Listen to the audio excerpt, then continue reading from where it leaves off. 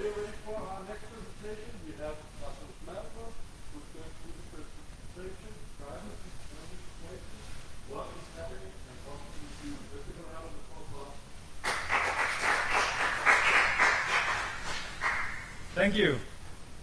So I'm going to talk to you about privacy in general terms. I'm going to talk to you about civil liberties in general, both in what's happening in the world and what we're doing in Denmark. And then I'm going to come back and talk about what we're doing in the organization against illegal data retention, or for imod logging, where we filed a lawsuit against the Danish Ministry of Justice that we are keen on winning and changing the world. But let's start at the beginning. I'm Rasmus Malver. If you don't know me, I have a law degree, and a former Minister of Justice has called me obsessed. So I wear that as a badge of honor. And he's very, and I know him from back in the day where he was a reasonable guy. And then he got power, and he just felt the urge to hold the ring and to use it. And that wasn't good for him. So he doesn't like me anymore. The world we live in right now, we're seeing human rights violations across the world. We have the Uyghurs in Asia. I specifically chose not to write China because, well, that's the problem. Is it China? Is it not China? Black Lives Matter in America, which is sort of coming out to the world, which is interesting in and of itself. But also, it ties in with something I'm going to come back to. We have the LGBT rights in what we call Eastern Europe, but that's also a thing here. I'll come back to that. Palestinians in the Middle East, that's an ongoing problem that we have created. You'll see Europe is overrepresented up here. That's not a coincidence. Romani, or Gypsies, as people call them, Sinti, in Europe are having a lot of difficulties at the moment because a lot of the sort of what is called far right, but what is basically racist and nationalist agenda, they like the Gypsies because they're a good scapegoat for everything. And then we have the refugees in Europe, both between European countries, but also coming over the Mediterranean to Europe, where it's now, 2020, okay for a politician in a parliament to say, yeah, let's shoot them. That's where we are today, and that's a problem. Minorities suffering is business as usual, and that's where we are. A lot of politicians, they like to grasp onto one of the ones in this list and say, yeah, but it's not here. In Denmark, we just had a massive public protest against or in favor of the Black Lives Matter movement in America, and all the racists could say was, but that's not here.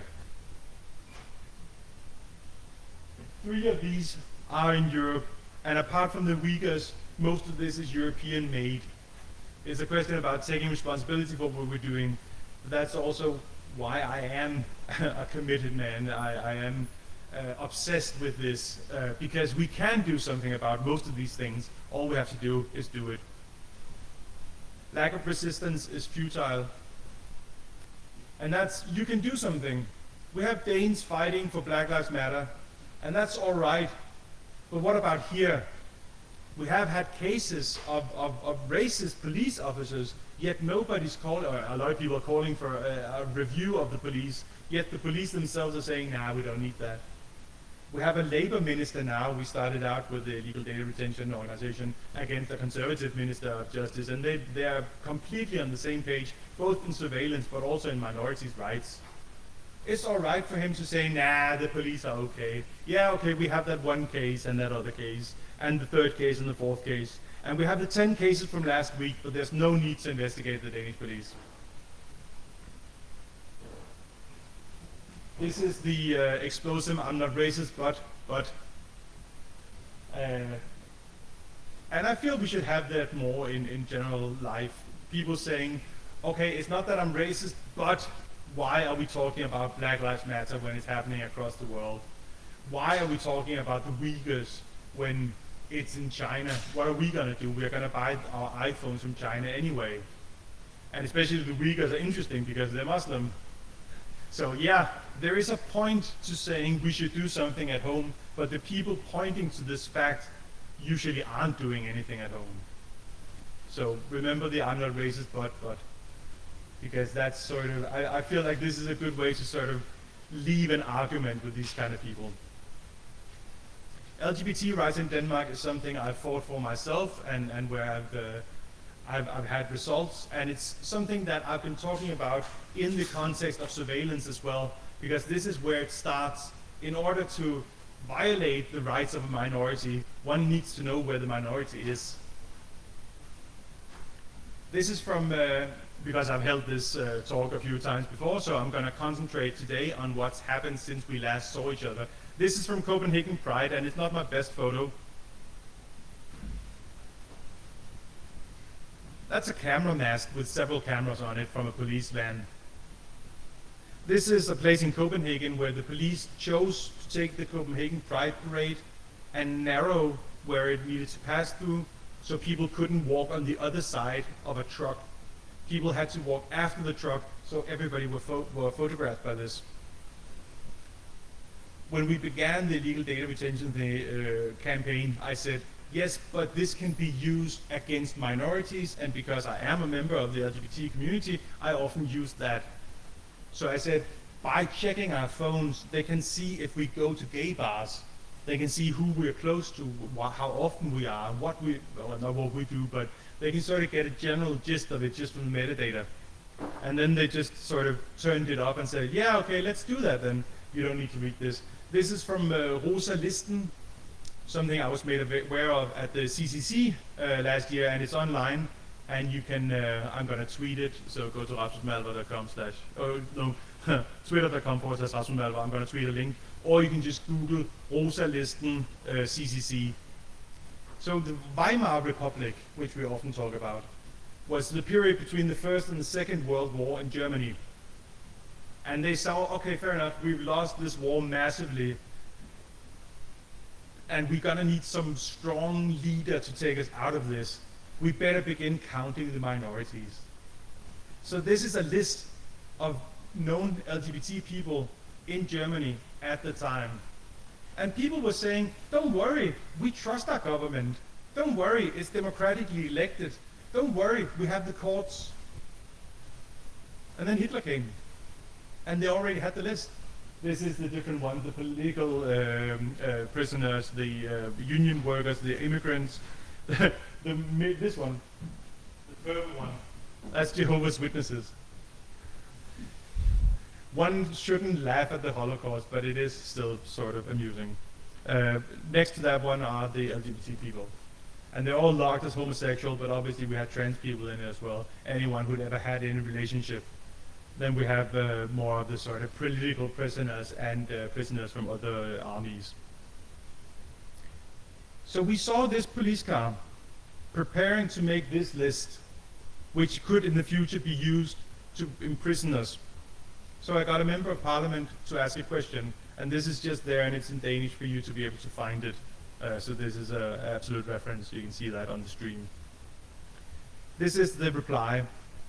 The police of Copenhagen have told parliament that we didn't position any cameras, but we did have a massive truck with cameras on it, spying on them. And oh, by the way, a thing you didn't mention, we had a drone. So police were using drones to register all the participants in the Copenhagen Pride Parade. And this is a good case because even if you aren't an LGBT person, they're a good canary in the coal mine. And we've gotten a lot of rights recently. We can see we condemn Poland for being anti-LGBT, but we're living in a country where we register the people who participate in the march. And the reason this is important is also because the march is to be out there, to see us. And it's for a lot of people the only time a year when they can come away from the tiny village to a place where they're accepted. But now they know the police are taping it and keeping it. Are they going to come there again? That's a problem. So both before, during, and after they're doing this, it's a problem. Another case we have is the drones in themselves are illegal for the police to use. And we talked about this on a radio show as a part of. Problem is, the law states police cannot film anything that isn't readily accessible from street level. Thus, they cannot use drones. They knew this, they told Parliament this.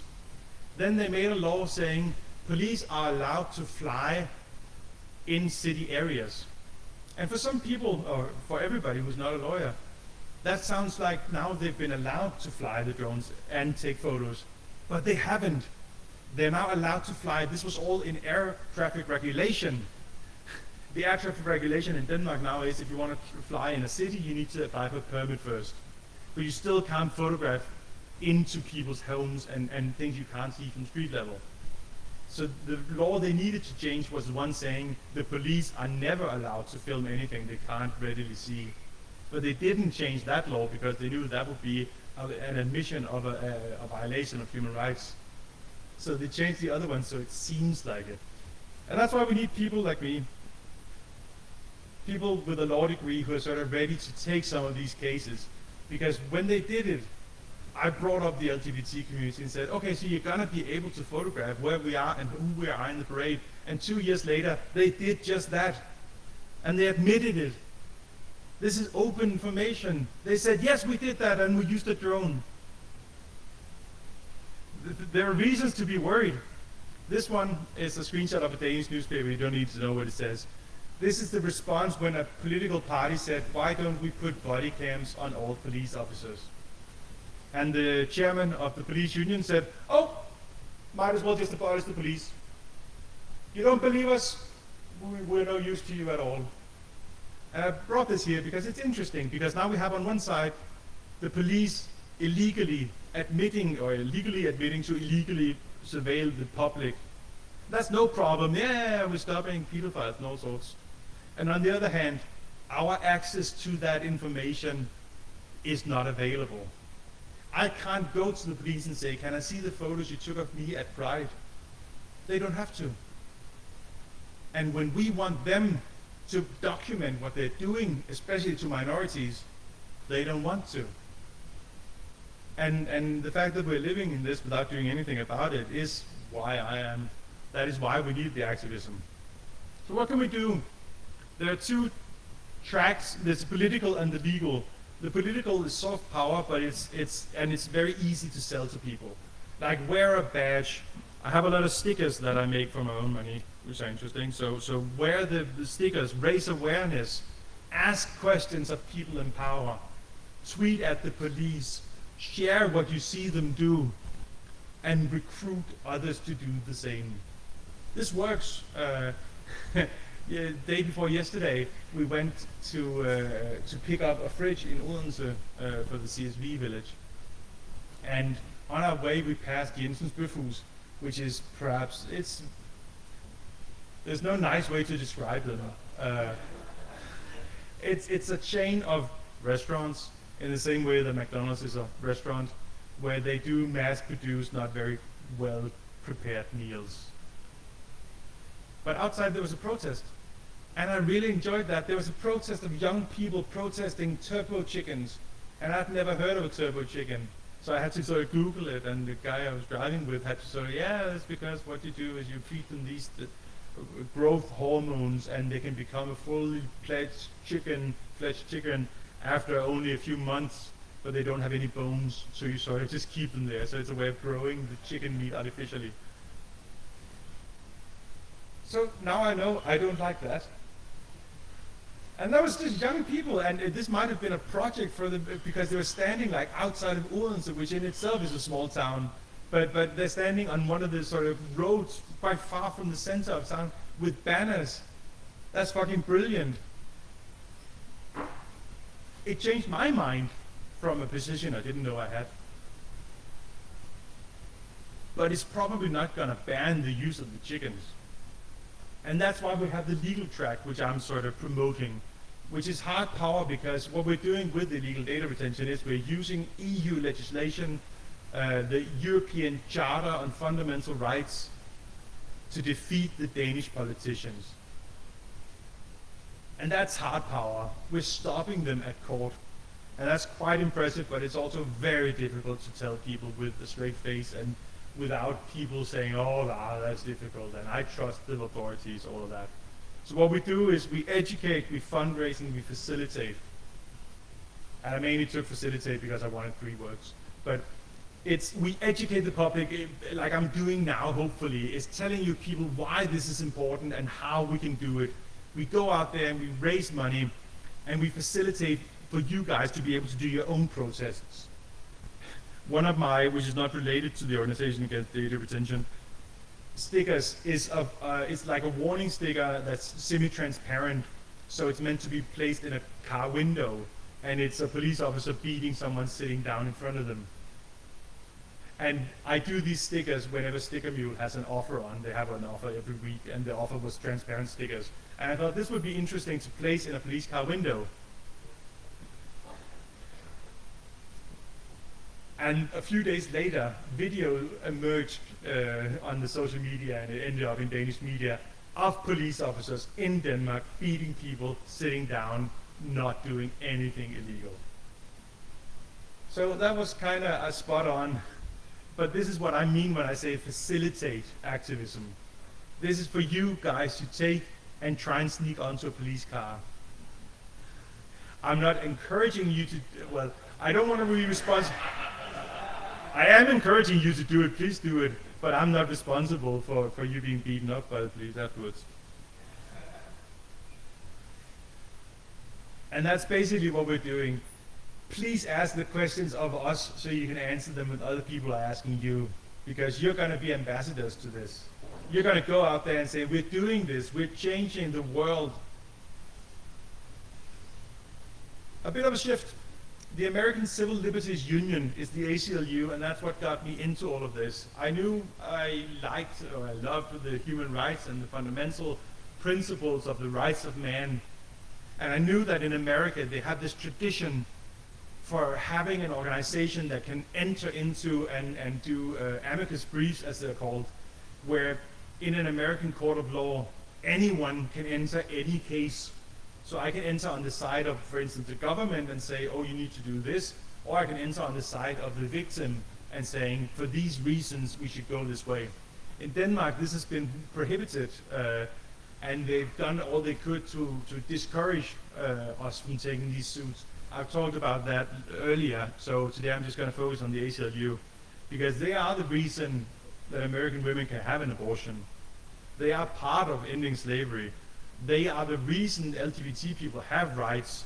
They are fighting for the migrants' rights, which is interesting because America was founded by migrants coming there, taking the place from someone else, and now trying to keep other people out. It's marvelous. But also the right to vote, which in America is not just the females, but also the black people. And as in Denmark, people with any kind of psychiatric disorder. And in America, this brilliant thing, they take the right to vote away from people they deem to be criminals, which is the best way ever to keep your opponents out of the political debate. All you have to do is criminalize what they're doing. And that's what they've done in America with the whole 3 strikes and you're out, but only for certain offenses that most black people commit. That's a different story. The ACLU, I want you to know about them.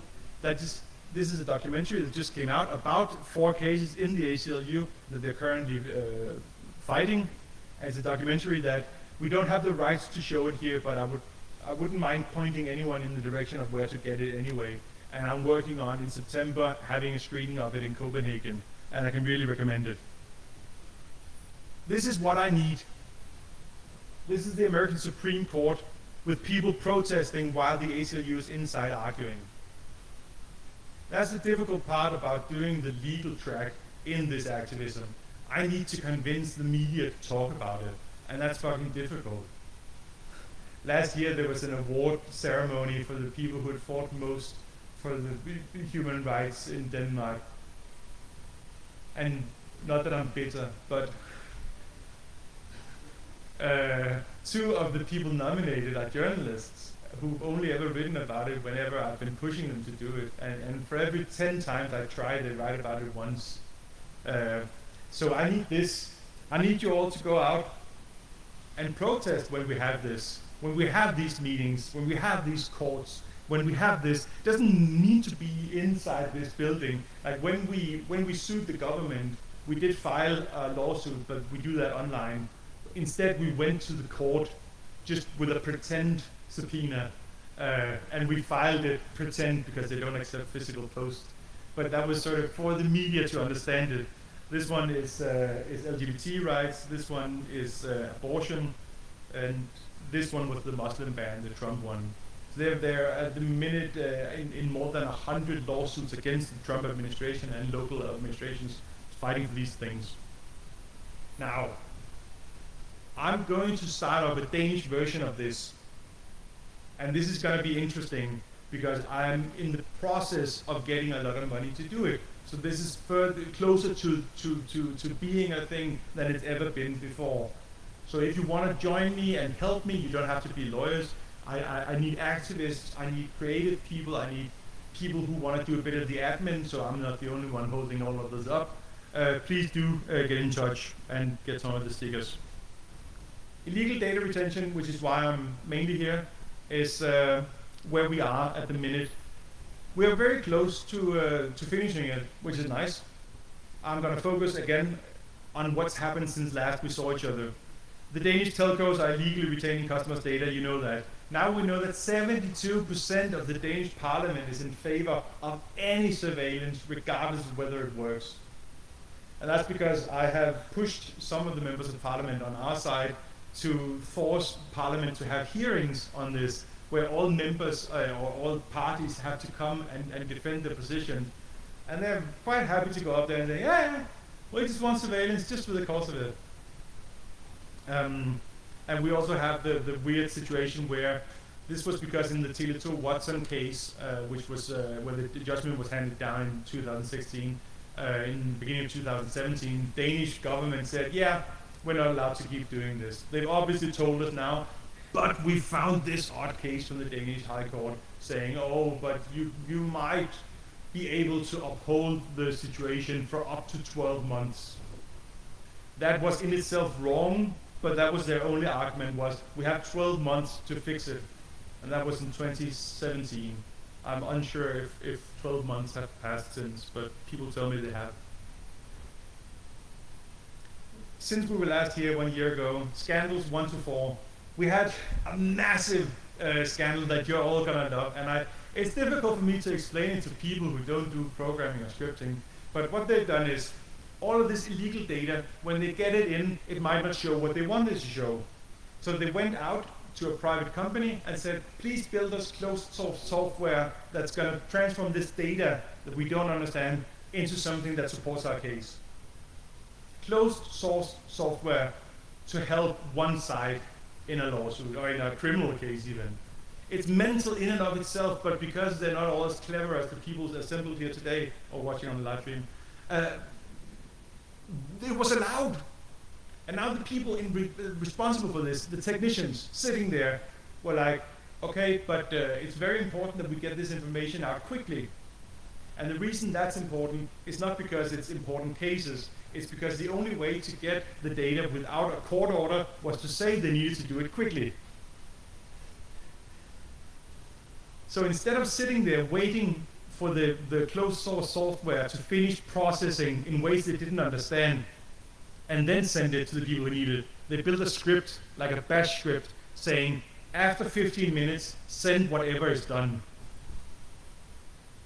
So there might have been exculpatory evidence that was just rendered after the 15 minutes, but that wasn't sent, so the court never got it. It's true! This is real life, it's like a stand-up show. How can anyone? I went as a journalist, both to the press conference where the minister sort of disculpated, like he vindicated everyone in his ministry, despite what we now know. They knew about this and didn't do anything about it. They knew about it during the election and chose to keep it a secret. And he said, nobody's done anything wrong. And then I went from there to the police own briefing with the technicians. And they're like, So there's this magic thing called scripts. And I said, how could you? People! And they're like, no, we don't believe we've done anything wrong because it's very important whenever you have a child molester.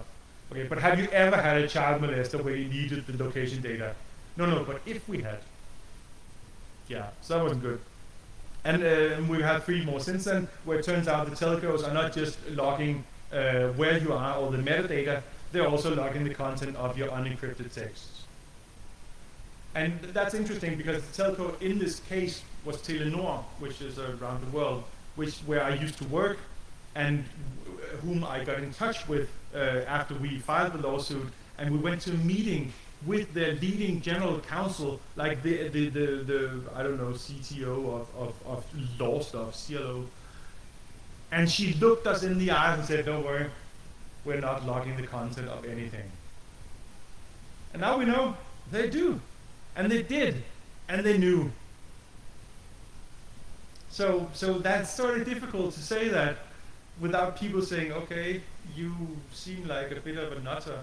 But I can document all of this with like written, that this is how is this happening with so little attention.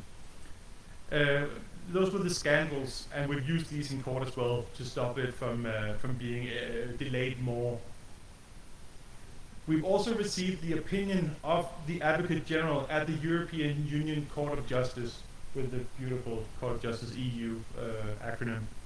Now, when you have a case at the European Court, it's usually the courts of the country. In this case, it's a French court and a Belgian court who have sent cases to the European Union's Court of Justice to ask them how should we interpret the law of the European Union in this regard. But as I said before, a lot of people can join filing amicus briefs, and the Danish government did that, and many others have done that. And once they have all that, they hold the hearings, and then you get an opinion from the Advocate General, who is not a part of the court as such. He's not a judge in himself, but he comes up with like an overview, and for these reasons I feel like we should go in this direction, but obviously it's up to the court. And it's brilliant. It's all on our side, and I'm going to come back to it because there's some juicy bits in there.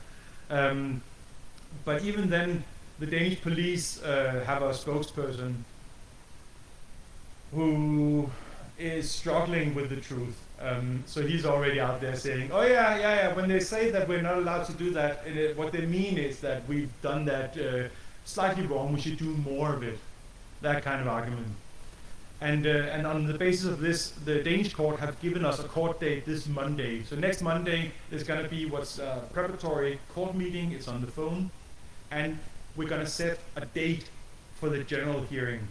And that's very important, and that's very interesting. And it's probably going to be in January. And what comes with this date is also a date of where you end the preparatory work. So it's going to be sometime November, December. From then, the government cannot add any arguments. They cannot change their opinion. They're going to be locked into this, and then in January we're going to be there and we're going to beat them. And obviously I need you guys, but we're going to come back to that. This is from the opinion of the Advocate General. He says, we told you this, and we told you this again, to stop asking us the same fucking question. He uses more legalese language, but I'm translating it. He also says, obviously the court should uphold what we've already decided. It would be silly to do anything else. And then he says, so regardless of the fear of crime, you cannot justify surveilling everyone all of the time. And that's the one you come back to when they're saying, oh yes, but what if a terrorist held your wife at gunpoint, and the only way to figure out who they are is to go back and see where they've been. And he's just saying, stop it. There's nothing that's that bad that it can rectify or justify us doing this all of the time. And this is interesting. Yes. Because one of the arguments that the courts have said is, okay, but imagine this. Pedophiles. So we have, in the European Charter of Civil Liberties, children have the right not to be violated. And in order for us to uphold the right not to be violated, we need to surveil all of the people all of the time. And he just says, well, no, stop this. And this is interesting because this isn't very far from what he says. It's just, yes, obviously pedophilia is bad, but two things, you can do things about it without surveilling everyone. And when we have this conflict of rights, like I have the right to freedom of expression, But if I say that all Muslims rape their children, that would be racist, and it would also violate the rights of those people I would say that about. People have a hard time understanding this. But this is a clear-cut violation or conflict of rights. And even though pedophilia is very bad, you cannot say that the right of a few of children not to be violated can be protected by surveillance and not to a degree where this is proportionate with what you're doing. We could also lock up all men, because it's usually men. And then, well, yeah, keep the children in, I don't know, like feeding pods. But that would violate other rights, so we shouldn't do that. That's a bad idea. And this is interesting because this is such a silly argument that it's difficult for the Danish government to come up with anything to spin this any other way. And I'm really looking forward to seeing them try. Another argument that they've come up with is, oh yes, we know the court has told us not to do this, but they haven't told us what to do instead. And I've been on television and on the radio trying to say, but that's not the court's problem. You're violating people's rights. It's not up to the courts to tell you how to get away with it. Like I usually say, okay, so there's a bank robber standing before a judge saying, yeah, but how else am I going to earn money? No one's going to say, oh, well, yeah, that is a good question. Really, we need to vacate the premises and not really give him any sentencing because we're not able to tell him how to make money off of his very limited skill set. He has been caught. So I came up with this. It's not up to the court to write new legislation. Montesquieu, who came up with the whole division of powers, is spinning so hard in his grave that the French government, because he's buried in Paris, is considering using the cemetery as a thermal power plant. Because it's really, now we're looking at him spinning at more than the speed of sound. And it's just, how can the legislator and the executive branch of government say, oh yeah, so you're telling us what we're doing is wrong. Well, why don't you try to make the legislation? It's such a useless argument, and this is what they have left. So that's why I'm so optimistic that when we get this opinion of the court, there's nothing really that they can surprise us with, because all of this has been done. Another reason I'm positive is because of the Max Schrems case against Facebook, where the Advocate General had actually given them some ways out where they could sort of tweak it a bit and say, okay, but Facebook can do these things and maybe the American government is allowed to see these things. And the court said, okay, we've read the opinion of the Advocate General, but no, we're not going to take any of the consensus pieces. European Union citizens' rights and people in the territories are so much higher than whatever you're getting from Facebook surveilling everyone. So I'm looking forward to seeing the opinion from the court in this one, where the Advocate General hasn't given them any ways out. It's going to be brutal. So, coming up, I need a happening when the decision comes, because it's going to be published on the internet. Like, boop, now it's there. I need people in a room with flags and banners shouting, yay! Regardless of what it says. Because that's what journalists want to cover. They need people being happy or sad on camera. And I need you people to help me do that. We're probably going to do it in Copenhagen, but maybe we'll do it with some people. I was about to say zooming in, but obviously Zoom is evil. So joining us on a more respectable platform that isn't Microsoft Teams.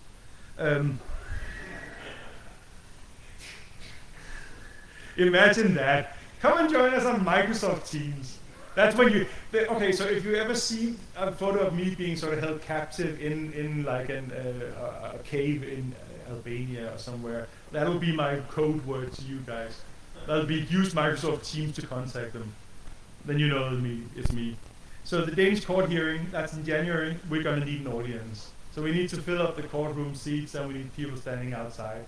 They're not going to deliver the verdict on the same day, because we don't do that in Denmark, which is probably good because they need some time to write it down. But it's still going to need people sitting in there for two reasons. One of them for the press, but mostly for the judges. Because that's what I can't prove. I would like to do it, and that is a suggestion I've made to do some research about. But do the rulings more often go in the direction of the citizen when the courtroom is full versus when it's just the citizen and their lawyer there? I don't know. But I like to put a bit of pressure on the judges and say, hey, look, this is something that people are interested in. And then when the decision comes, we need a party. Again, same reason as the others, but also because we deserve it. For the Danish ACLU, I need help. I did write that first, the phrasing "I need help," but that could be read as me trying to seek mental help. But no, to set up a Danish version of the American Civil Liberties Union, I need people to help me with all the administrative stuff, with the political stuff, with the communication stuff, with just all the boring stuff and some of the interesting stuff. And you're very welcome. Was that a question? I do need a better name, and that's a thing. It's not going to be called the Danish ACLU. In the movie The Fight, when they're standing outside, they're shouting, ACLU, we are here, we stand with you. And I want our name to be something that can be worked into a chant. That's my spec for what I need help with, is finding a name for this organization that can be chanted. Ongoing violations, and the reason we need the broader thing, the drones I've already talked about. This is an area where they've admitted to Parliament what we're doing is illegal, but meh. Snooping at borders, this is an area where during the corona, so we weren't allowing people in unless they had a reasonable reason to get into the country, and one of those could be, again with EU legislation and civil liberties, that you had a boyfriend or girlfriend or whatever type of partner in the country. And the police said, okay, fair enough, we'll need to check your emails and text messages to see if you're actually in a relationship. And I said, excuse me, you can't do that. That is a violation of human rights, because it would always be something that is protected by human rights, even in the Danish constitution, which doesn't have many, that this is a private conversation they want access to. And in order to get that, they need legislation that is clear and that is there at the time and that is reasonable. So again, we're talking about the conflict of rights, and it needs to be balanced. And they had none of those things. So I got Parliament to ask a question, and the police said, yeah, we did instruct the police to do it. We wrote these cards, because apparently that's how they communicate with their officers. They write these action cards, they're called. Sounds like Magic the Gathering. And the police can pull them out and say, okay, I need to snoop in this. And yeah, that's illegal. We did those. That was illegal. Sorry about that. They didn't even say sorry about that. They just said, yeah, we did something illegal. We've stopped that now. That's it. How can that be? How is no one being put, how is no one being held responsible for doing it? They've said what we did. We had a computer. We wrote a text. It was illegal. They did the thing we wrote that was illegal, and it was illegal. Oh yeah, fair enough. You're just mischief. Photographing, that's general both at the Pride Parade but also at other protests. And then it's something I've fought with myself. I live in Nørrebro, which is a part of Copenhagen, where the police are ever present because it's sort of politically an interesting area. And the police are taking photos of people they meet in the street. And that is illegal. And it's been illegal since the end of the 1980s. And they haven't made any new legislation. And we know it's illegal. But again, I can only go to court if they've taken a photo of me, or if I have someone they've taken a photo of. So I'm out in the streets sort of trying to recruit people to do this. And it would be interesting here, or better here, to have an organization like the ACLU that could bring this to court. CCTV, same model. They are allowing, not in legislation, but in sort of bylaws, the police to both take over control with existing CCTV cameras, but more importantly, and we talked about this before, existing illegal cameras can be made legal by the police taking them, assuming control. So if you have a place where you want a camera, but it's illegal for the police to put one there, they can, in secret, tell a citizen to put an illegal camera, and by them taking control of it, it is now legal. That's a problem. And then we have the ghetto legislation, which is where we are beginning to see direct Nazi quotes. So now it's like, oh, this area is populated by people from a different country or from a different skin color than us, and we are defining it as being a place where people aren't making a lot of money, and because of that we need to evict the residents. And it's a self-fulfilling equation, this one. You're saying it's for people who don't make money, and then they're using that as the evidence, but these people aren't making money in this ghetto because they're living in the ghetto. But the ghetto is defined as them not making money. I'm sorry, that went a bit confusing, but I hope you get it. You define these people don't make enough money, thus we call them a ghetto. And then you say they are a ghetto because they're not making money, and the reason they're not making money is because they are in the ghetto. So it's just silly. And that's another one that would be obvious to take to the courts. The last thing coming up is I have an activism workshop again this Saturday at 17 or at 5 o'clock if you're of that persuasion. Yeah, Richard, that's you. So I would like to see all of you there. We're gonna first debate any issue. It could be anything you brought, and then we're all together gonna do a fictitious campaign to do something about it, including fundraising and that sort of thing. Cool. That's all for me. Do you have any questions? Richard. Yeah.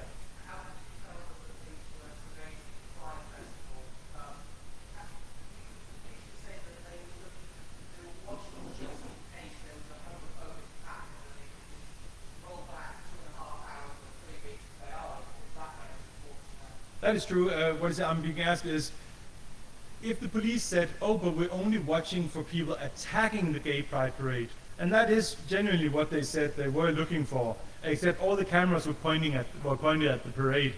And the problem here is they're keeping the data.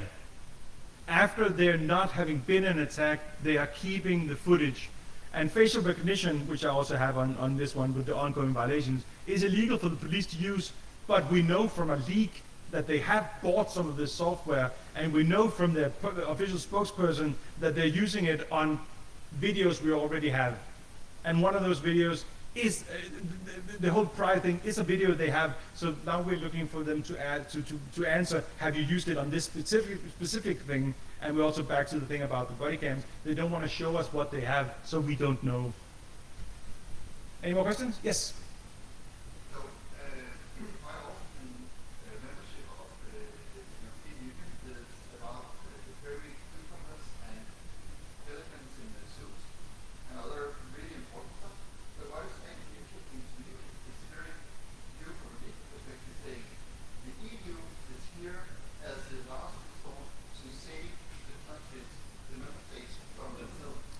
Yes. I think that's the statement that needs to be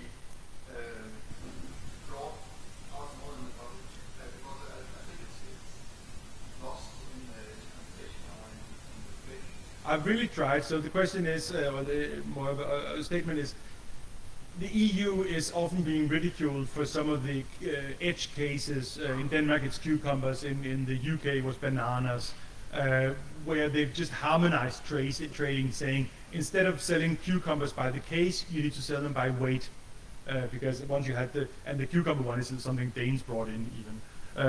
So bringing the EU perspective as our defense against ourselves is interesting, and the thing I can attach to that is we are using it against our politicians, and that's what's brilliant. So we are not using it against ourselves, we're using it against politicians who have run away. And it's interesting because in the Danish constitution we don't have a lot of rights, but after the war, when we knew the EU were coming, we did make a clause, it's a clause 20 of the Danish constitution, that we can move some of the powers from the constitution to supranational organizations such as the EU. And we've done that, and by doing that, the EU has jurisdiction in Denmark. And after the Lisbon Treaty, we got the Charter with human rights, which, unlike the Convention on Human Rights, can be used directly against the governments. And that's interesting. And if we don't honor it, they can begin making financial cuts towards us. So they have the power, and we're using that. And that is something I am trying to achieve. But with that, I'm going to say thank you and come to my workshop.